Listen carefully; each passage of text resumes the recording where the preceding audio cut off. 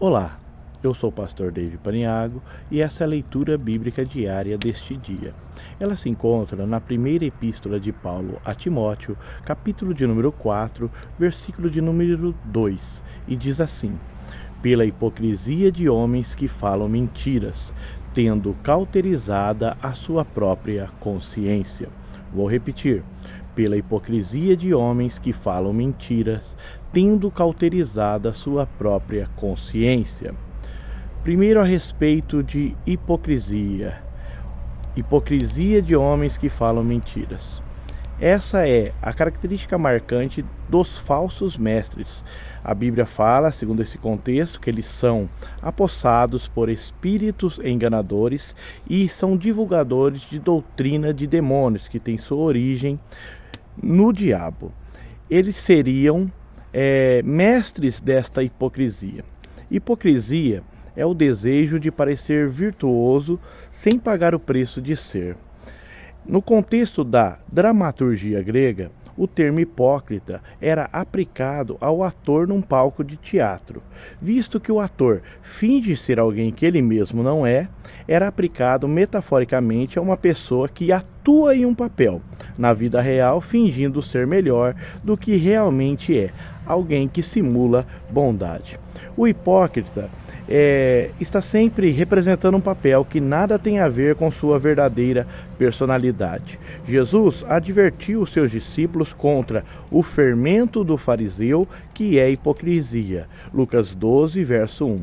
Ele diagnosticou estes fariseus como parecendo justo diante dos homens, mas eles estavam cheios de hipocrisia e de iniquidade dentro deles. Mateus 23, 28. Satanás é o chamado Deus deste século nas Escrituras. Por isso, elas dizem que o mundo jaz do maligno. 1 João 5,19. O modo operante dos demônios e do seu maioral é a mentira, o erro e o engano. A mentira é uma das características da natureza satânica. Afinal, o diabo é chamado nas Escrituras de o pai da mentira. João capítulo 8, versículo 44. Com o engano, ele começou suas atividades contra o ser humano. Gênesis 3:13.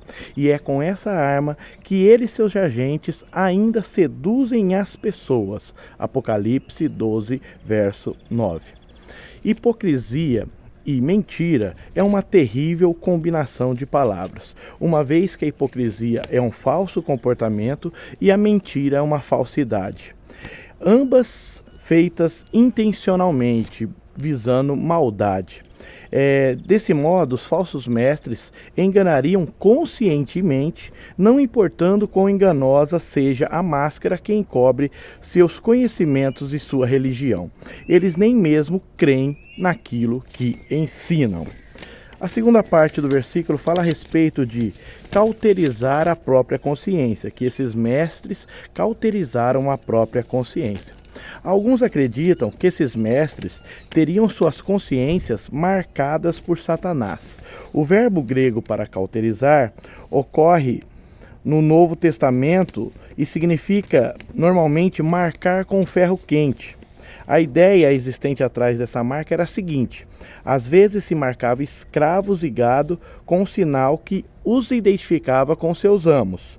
Esses falsos mestres levariam sobre sua consciência as marcas de Satanás. Estão marcados como servos dele, como escravos dele, como parte da sua propriedade e pertencentes a ele. No entanto, não há unanimidade nessa marcação da consciência deles. Alguns acreditam que seja mais provável que a palavra cauterizar aqui seja em outro sentido, no sentido medicinal de cauterizar. Quando uma pele, um nervo ou um tumor superficial é cauterizado, isso significa que ele é destruído por um processo de queimadura e assim fica insensível. Da mesma forma, de uma consciência cauterizada é como anestesiada ou até mesmo necrosada. 2 Timóteo 3,7 diz assim: que aprendem sempre e nunca podem chegar ao conhecimento da verdade. Pelo processo de constantemente discordar da consciência, abafando suas advertências, o recusado toque do seu sino, sua voz fica enfraquecida e por fim silenciada. Nesse estado de insensibilidade moral, os falsos mestres facilmente se deixam levar pelo erro. 2 Timóteo 3,8 diz assim: como Janes e Jambres resistiram a Moisés, assim também estes resistem à verdade, sendo homens corruptos de entendimento e réprobos quanto à fé. Paulo tinha anteriormente mencionado que Himeneu e Alexandre eram exemplos desses mestres. Por quê? Porque eles rejeitaram a consciência e naufragaram na fé. Que possamos ser cheios do Espírito Santo e possuirmos o dom de discernimento dos Espíritos, porque há muitas verdades por aí que não são verdades, porque não estão fundadas na palavra de Deus, que é a verdade. A Bíblia fala que não podemos ser meninos inconstantes, levados sobre todo o vento de doutrina, mas que possamos ter firmeza da nossa fé e que possamos discernir uma mão da outra, que possamos ouvir as palavras de Deus e saber quando Deus fala. Quando Deus fala, a Bíblia nos diz que arde o nosso coração, que possamos sentir esse ardor e que Deus nos guarde de pelo erro ou por resistir o Espírito Santo, que a nossa mente seja cauterizada. Amém?